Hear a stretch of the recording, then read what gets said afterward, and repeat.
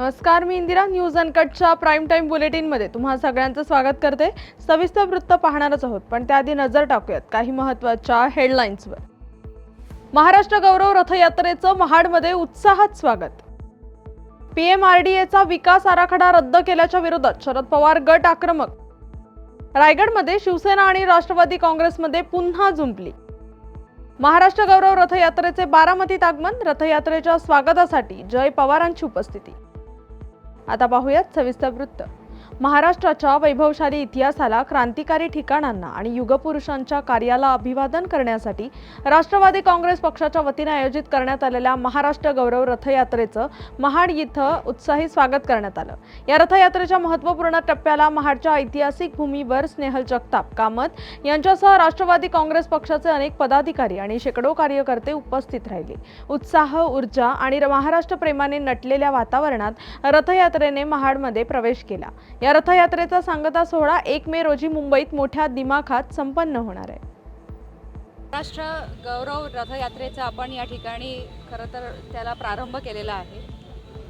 महाराष्ट्राचा गौरवशाली इतिहास जो 1 मेच्या रोजी आपण साजरा करतो, त्याच्यासाठी जितक्या हुतात्म्यांनी बलिदान दिलं किंवा जितके आज आपले जे काही युगपुरुष होऊन गेलेले आहेत त्यांच्या माध्यमातून, त्यांच्यामुळे जे काही आज आपण सगळेजण आहोत, त्या धर्तीवरती आज खरं तर जितके ऐतिहासिक स्थळं आहेत संपूर्ण महाराष्ट्रभरातून या रथयात्रेचा आपण सुरुवात केलेला आहे. सिंधुदुर्गापासून सुरुवात होत असताना आज रायगडचा हा दौरा आपण करत असताना प्रामुख्याने महाडच्या ऐतिहासिक भूमीमध्ये आज या रथयात्रेचं आपण सगळ्यांनी या माध्यमातून स्वागत केलेलं आहे.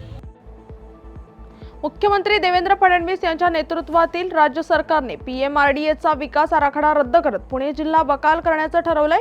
हा DP रद्द झाल्याने पुणे जिल्हा व परिसरातील नागरिकांचा विकासाचा हक्क राज्य सरकारने हिरावलाय असा आरोप करत राष्ट्रवादी काँग्रेस शरदचंद्र पवार पक्षाच्या वतीनं पुण्यात तीव्र आंदोलन करण्यात आलंय. यापूर्वी विकास आराखडा तयार करत असताना तेव्हाच्या कारभाऱ्यांनी आणि त्यांच्या मध्यस्थांनी शेतकऱ्यांची मोठी फसवणूक करत तब्बल 3,000 कोटी रुपयांचा भ्रष्टाचार केलाय असा आरोप करत राज्य सरकारवर निशाणा साधण्यात आलाय. रायगड जिल्ह्यात शिवसेना आणि राष्ट्रवादी काँग्रेसमधील राजकीय संघर्ष पुन्हा एकदा उफाळून आलाय. महाराष्ट्र दिनी रायगडचे मुख्य ध्वजारोहण करण्याची संधी राष्ट्रवादीच्या मंत्री अदिती तटकरे यांना दिल्याने रायगडमधील शिवसैनिक संतप्त झालेत. रायगडमधील शिवसेनेच्या पदाधिकाऱ्यांनी आपली नाराजी जाहीरपणे व्यक्त केली आहे. ध्वजारोहणाचा मान भरत गोगावले यांनाच मिळाला पाहिजे अशी मागणी शिवसेना उपजिल्हाप्रमुख सुरेश शिंदे यांनी केली आहे. जर आमचा मान आम्हाला मिळाला नाही तर शिवसैनिक पुन्हा रस्त्यावर उतरतील असा इशारा यावेळी देण्यात आलाय. दळवी साहेबांचं म्हणणं अगदी योग्य आहे. कारण 2.5-3 वर्षापूर्वी आम्ही जो उठाव केला तो या संदर्भात उठाव केला. आज जर आपण विचार केला तर रायगड जिल्ह्यामध्ये 3 आमदार आमचे आहेत आणि आज मंत्री बरेच शेट आहेत. आमचं एकच म्हणणं आहे की मागच्या वेळेला 26 जानेवारीचा जो ध्वजारोहण झाला तो मंत्री तटकरेंच्या हस्ते झाला. ह्या वेळेचा ध्वजारोहण हा मंत्री भरत शेठच्या हस्ते व्हायला पाहिजे अशी आमच्या सर्व शिवसैनिकांची इच्छा आहे. युतीचं नेतृत्व काय निर्णय घेईल, पालकमंत्री कधी निश्चित करतील ते आम्हाला नाही माहिती, पण दोघांना पण समान न्याय मिळावा ही आमची अपेक्षा आहे आणि हे असं व्हायलाच पाहिजे. आणि असं जर नाही झालं तर मग कुठेतरी शिवसैनिकांचा राग अनावर होईल आणि मग त्याला सर्वस्वी जबाबदार कोण असेल हे आम्ही सांगायची आवश्यकता मला वाटत नाही. महाराष्ट्र दिनाचे औचित्य साधून राष्ट्रवादी काँग्रेस पार्टीतर्फे आयोजित करण्यात आलेल्या महाराष्ट्र गौरव रथयात्रेचं बारामतीत आगमन झालंय. रथयात्रेच्या स्वागतासाठी जय पवार यांनी देखील उपस्थिती लावली. यावेळी नीरा नदीचे पाणी असलेल्या कलशाचे पूजन जय पवार आणि राष्ट्रवादी काँग्रेसच्या कार्यकर्त्या यांच्या उपस्थितीत करून कलश रथात ठेवण्यात आला. लोकसेवा हक्क अधिनियम दशकपूर्तीनिमित्त आता शासनाच्या सेवा देखील सेवा दूतामार्फत घरपोच देण्याचा निर्णय यवतमाळच्या जिल्हाधिकाऱ्यांनी जाहीर केलाय. ज्यांना शासकीय कार्यालयांमध्ये जाणं शक्य होत नाही त्यांना या घरपोच सेवेचा लाभ घेता येणार आहे. सेवा हमी अधिनियमाची ही एक महत्त्वाची उपलब्धी असल्याचं मत जिल्हाधिकारी विकास मीना यांनी व्यक्त केलंय. आपण सगळ्यांना काम केलेलं आहे.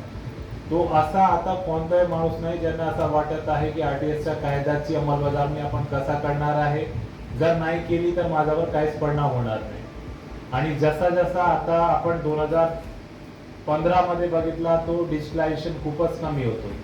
आता 2025 मध्ये डिजिटलायझेशन खूपच वाढलेलं आहे. सगळी सोयी सुविधा आपण ऑनलाईन प्रोव्हाइड करण्यावर गती देतो. त्यावेळी मुश्किल से 10-20 पोर्टल असेल, आता प्रत्येक डिपार्टमेंटचे असे 10-20 पोर्टल आहे. बातमीपत्रात वेळ झाली आहे छोट्याशा विश्रांतीची, लगेचच परत येऊ. तोपर्यंत पाहत राहा न्यूज अनकट. ऐतिहासिक वारसा लाभलेला मराठ मुलूक महाराष्ट्र.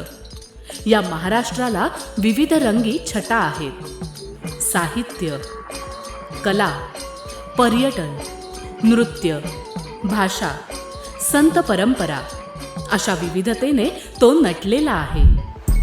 हीच गौरवशाली विविधता जपत सुवरंग मराठी केवळ महाराष्ट्राच्या सांस्कृतिक संहितेपुरते मर्यादित न राहता समकालीन नवकल्पनांवर आधारित कार्यक्रमांद्वारे मराठी मनोरंजन विश्वात स्वतःची एक अनोखी जागा निर्माण करत आहेत. मराठी मनोरंजन क्षेत्रातील उत्तम दिग्दर्शक, लेखक आणि निर्मात्यांच्या प्रतिभेचा पुरेपूर वापर करून मनोरंजनाचा आगळा वेगळा रंग उधळण्यास आम्ही सज्ज आहोत. स्वरंग मराठीचे उद्दिष्ट मराठी मनोरंजन क्षेत्रामध्ये मनोरंजनाची वहिवाट सोडून, रूढीवादी पद्धती तोडून मनोरंजनाचा समृद्ध अनुभव प्रदान करून देण्याचा आहे. म्हणूनच यात विविध पद्धतीचे मनोरंजक आणि माहितीपूर्ण कार्यक्रम स्वरंग मराठीवर बघता येतील. शेवटी एकच, धकाधकीच्या जीवनात धांगडधिंगा करण्यापेक्षा बसूया, हसूया, गाऊया, जगूया. नाती गोती श्रावण मोती गावामधले जीवंत रंग. नाती गोती श्रावण मोती गावामधले जीवंत रंग. चला जोडूया, चला पाहूया, जशी संस्कृती तसा स्वरंग. बातमीपत्रात पुन्हा एकदा स्वागत. आता पाहूया उर्वरित काही महत्त्वाच्या घडामोडी. काश्मीरमधील पहलगाम येथे हिंदू भाविकांवर करण्यात आलेल्या अतिरेकी हल्ल्याच्या निषेधार्थ बीडच्या गेवराई शहरात आज कडकडीत बंद पाळण्यात आला. या हल्ल्याने संपूर्ण देशात संतापाची लाट उसळली असून गेवराईतील विविध संघटना, व्यापारी वर्ग आणि नागरिकांनी स्वयंस्फूर्तीने बंदमध्ये सहभाग घेतला. सकाळपासूनच शहरातील दुकानं, बाजारपेठा आणि आस्थापने बंद ठेवण्यात आली होती. चौंडी येथे पुण्यश्लोक अहिल्यादेवी यांच्या 300व्या जयंतीनिमित्त 150 कोटी किंवा 1.5 कोटी रुपये खर्च करून मंत्रिमंडळ बैठक घेण्याचा दिखाऊपणा न करता धनगर समाजासाठी प्रत्यक्ष जीवन विकास योजनांवर तो निधी खर्च करावा, असं वक्तव्य ॲडव्होकेट असीम सरोदे यांनी केलंय. यासाठी आमचे पक्षकार किशोर वरक यांच्या सूचनेनुसार आणि त्यांनी दिलेल्या माहितीवरून आम्ही कायदेशीर नोटीस पाठवत असल्याची माहिती ॲडव्होकेट असीम सरोदे यांनी दिली आहे. वरक म्हणून सिंधुदुर्ग जिल्ह्यातील धनगर समाजाचे युवा नेते आहेत. ते वकीलसुद्धा आहेत, त्यामुळे माझ्या संपर्कात आहेत. त्यांनी जेव्हा मला हे सांगितलं की अशा प्रकारचा एक वायफळ खर्च, लोकांच्या निधीचा गैरवापर हा राज्य सरकार प्रस्तावित करत आहे आणि केवळ दिखाऊ कार्यक्रम घेण्यासाठी, एक इव्हेंट करण्यासाठी 300व्या पुण्यतिथीनिमित्त अहिल्यादेवी होळकर यांच्या चोंडी हे त्यांचं जे जन्मस्थान आहे तिथे अहिल्यानगरमध्ये मंत्रिमंडळाची मीटिंग घेणार आहे. मग आता एवढं भर उन्हामध्ये मंत्रिमंडळाची मीटिंग घेणार म्हणजे मग तिथे AC असलेले शामियाने लावणार, मोठे मोठे तंबू उभारणार, सगळ्या मंत्रिमंडळाच्या बैठकीसाठी येणाऱ्या इतर IAS अधिकारी आणि सचिव दर्जाच्या लोकांची व्यवस्था करावी लागणार. या सगळ्या गोष्टींचा खर्च 150 कोटी रुपये होणार असं प्रकाशित झालं आणि नंतर असं सांगण्यात आलं की तो 150 कोटी नसून 1.5 कोटी खर्च आहे. शे हा शब्द जो आहे तो मिसप्रिंट आहे. माझं तर म्हणणं आहे की 1.5 कोटी रुपये खर्च करणं हा सुद्धा मिसप्रिंट नसेल तरी मिसगव्हर्नन्सचा भाग आहे आणि जे जनतेच्या आवश्यकतेचे वापराचे पैसे आहेत ते अशा प्रकारे केवळ आपल्या हाती सरकार आहे म्हणून कसेही खर्च करायचे आणि दिखाऊपणा करायचा हे अत्यंत चूक आहे. धुळ्याच्या शिरपूर तालुक्यातील चिलारे गावाच्या शिवारातील टिटवा गावाच्या रोडवर असणाऱ्या एका शेतावरील घरावर NCBच्या पथकाने छापा टाकलाय. यात तब्बल 42,35,000 रुपये किमतीचा 605 किलो गांजा जप्त करण्यात आलाय. या प्रकरणी रवींद्र गणेशा पावरा याच्यावर गुन्हा दाखल करण्यात आलाय. शिरपूर तालुक्यात पुन्हा एकदा गांजा सापडल्याने चांगलीच खळबळ उडाली आहे. NCBचे पोलीस निरीक्षक श्रीराम पवार यांना मिळालेल्या गुप्त माहितीनुसार NCBच्या पथकासह शिरपूर तालुका पोलीस स्टेशनच्या पथकाने छापा टाकत ही कारवाई केली आहे. स्थानिक गुन्हे शाखा पोलीस निरीक्षक पवार यांना अशी एक माहिती मिळाली होती की शिरपूर तालुका पोलीस स्टेशनच्या अंतर्गत रवींद्र गणेश पावरा याच्या घराच्या मागील शेतामध्ये त्याने काही गांजा सदृश्य पदार्थ लपवून ठेवलेला आहे. त्या ठिकाणी लोकल पोलीस स्टेशनची मदत घेऊन आपण रेड केली असता एकूण 605 किलो हा गांजा आपण हस्तगत केलेला आहे. त्याची जी बाजाराची किंमत आहे ती 42 लाखापेक्षा जास्त आहे. सध्या हा आरोपी फरार आहे, त्याचा शोध चालू आहे. त्याला अटक करून लगेच पुढील कारवाई करण्यात येईल. मराठा सेवा संघाने मराठा जोडो अभियानांतर्गत सर्व जाती धर्मात सामाजिक सलोखा निर्माण व्हावा या उद्देशाने जिजाऊ रथयात्रेचं आयोजन केलंय. 18 मार्चला वेरूळ येथून या रथयात्रेला सुरुवात झाली असून 1 मेला पुण्यात ही रथयात्रा येणार आहे, अशी माहिती मराठा सेवा संघाचे सौरभ खेडेकर यांनी दिली आहे. शहरातून अनेक मार्गांवरून जिजाऊ रथयात्रा जाणार असून ऐतिहासिक लाल महाल येथे मोठ्या उत्साहात या यात्रेचा समारोप होणार आहे. करून गुंजन कॉर्नर, तसंच विमाननगर चौक, त्याच्यानंतर चंदननगर भाजी मार्केट, छत्रपती शिवाजी महाराज स्मारक, त्याच्यानंतर मुंडवा मार्ग येथे हडपसर आणि स्वारगेट रोड लाल महाल येणार आहे. तसंच आम्ही नगर रोडला गुंजन कॉर्नर, तसंच विमाननगर चौक आणि छत्रपती शिवाजी महाराजांचं जे स्मारक आहे भाजी मार्केटमध्ये, तिथं जोरदार असं स्वागत करणार आहे. आमचे सर्व कार्यकर्ते, मराठा सेवा संघ असेल, संभाजी ब्रिगेड असेल, जिजाऊ ब्रिगेडच्या काही महिला भगिनी असतील, तसंच छत्रपती शिवाजी महाराजांना जे मानणारे आहेत, शिव फुले आंबेडकर या चळवळीतील सर्व कार्यकर्ते, पदाधिकारी हे यात सहभागी होणार आहेत. आम्हाला असंख्य लोकांचे फोन आले, ते होऊन अति उत्साहीपणे ते याच्यात सहभागी होणार आहेत. तसेच गुंजन कॉर्नरला संभाजी ब्रिगेडचे पदाधिकारी कराळे हे स्वागत करणार आहेत.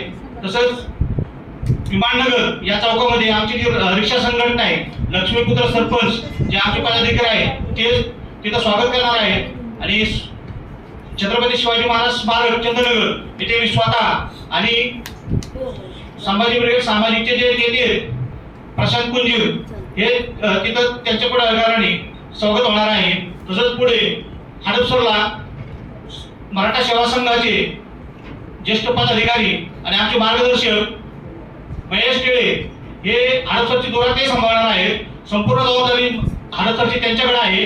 ते हडपसर मागे ते स्वारगेट पर्यंत रवाना होऊन मराठा सेवा संघाचे जो आहे ते पूर्ण सहभाग त्यांचा आहे. तसेच त्यांचे जे पदाधिकारी आहेत, अनिल बोटे असतील, अजून त्यांचे आमचे उत्तम बाबू कामटे असतील, त्यांचे काही पदाधिकारी असतील, ते हडपसरचे.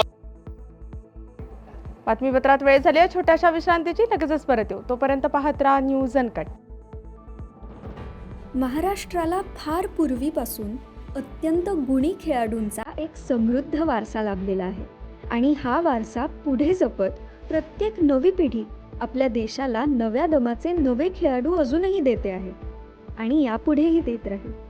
क्रीडा विश्वातील हेच नाविन्य ओळखत आणि ते जपण्याचं उद्दिष्ट घेऊन सादर करतोय क्रीडेच्या जगतात एका नव्या दृष्टिकोनाने डोकावण्यासाठी एक हक्काचं ठिकाण, AJC स्पोर्ट्स. आता तुम्ही म्हणाल कितीतरी आहेत, तुम्ही काय वेगळं देणार? तर आम्ही घेऊन येत आहोत महाराष्ट्राचं पहिलं संपूर्ण मराठी स्पोर्ट्स चॅनल. मराठी प्रेक्षकांसाठी कबड्डी, फुटबॉल, खो खो, मल्लखांब अशा ग्रामीण तसंच शहरी भागात प्रसिद्ध असणाऱ्या यासारख्या अनेक खेळांचं थेट प्रक्षेपण, तज्ज्ञांचं विश्लेषण आणि स्थानिक खेळाडूंच्या प्रेरणादायी कथा इथे पाहायला मिळते. आजपर्यंत आपले खेळ जागतिक स्तरावर पोहोचले नाही, पण आता मात्र ते बदलणे. आम्ही स्थानिक खेळाडूंना मोठ्या संधी देण्याचा संकल्प केला आहे.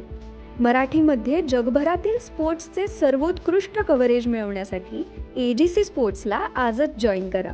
तुम्ही आयोजित करत असलेल्या छोट्या छोट्या स्थानिक, जिल्हास्तरीय किंवा राज्यस्तरीय स्पर्धांना एक ग्रँड लुक देण्याकडे आमचं लक्ष असेल.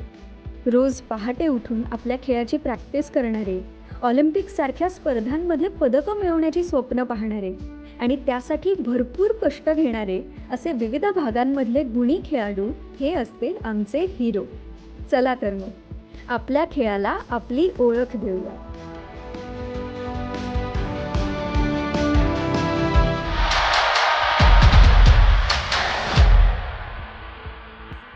बातमीपत्रात पुन्हा एकदा स्वागत. आता पाहूयात उर्वरित काही महत्त्वाच्या घडामोडी.